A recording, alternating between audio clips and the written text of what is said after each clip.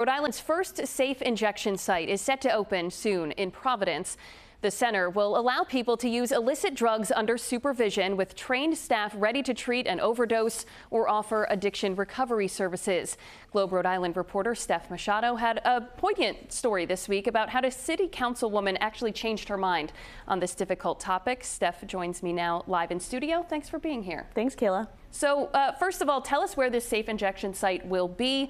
And how is this legal? Yeah, so this is going to be at 45 Willard Avenue in Providence. It's right next to Rhode Island Hospital, and it's going to be run by the nonprofit Project Weber Renew. And it's legal under a 2021 law passed by the General Assembly to pilot an overdose prevention center program, or as we said, it's called safe injection sites.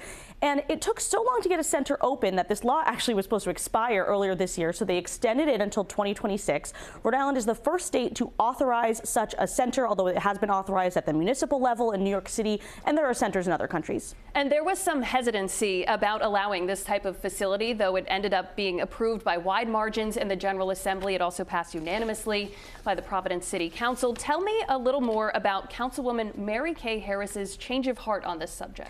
Yeah, so Councilwoman Harris has lived in South Providence for 50 years. She's been the councilwoman there for the past decade, and in the ward where the center will be located, and she knew there'd be great deference to her opinion on this matter if she decided to oppose it, and she was very against it when it was first proposed. She said we should be helping people get off drugs, not enabling them to use them more, and she felt like all the social ills were being pushed into her neighborhood. But she changed her mind after she saw the statistics. More than 400 people a year are dying in Rhode Island each year from accidental overdose, and frankly, she saw people dying in her neighborhood. And so she did change her mind. She cast her vote in favor of this center in February, and then sadly a month later in March, her own granddaughter died of an accidental overdose. And she told me it really solidified for her that this can happen to any family, and that these centers are important because if her granddaughter had overdosed at a center like this instead of alone in a motel room, she could have been saved. Yeah, and what hurdles are left before this facility can officially open? And could we see more of these kinds of sites throughout the state?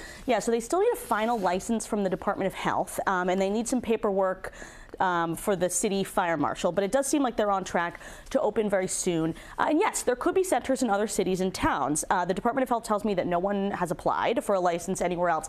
And the state law very specifically requires that the city or town council take an affirmative vote before a center could open. So there is sort of a check there if a local community wants to block this from opening in their town. And then a little over a year from now, in January of 2026, the Department of Health and the Attorney General will make recommendations to lawmakers on whether this program should continue past its current expiration date, which is March of 2026. And then we could see more, yes. A lot to follow here. And of course, you can read Steph's interview with Councilwoman Harris about her family story right now at globe.com/RI. Steph Machado, thanks so much for being here. Thanks, Kayla.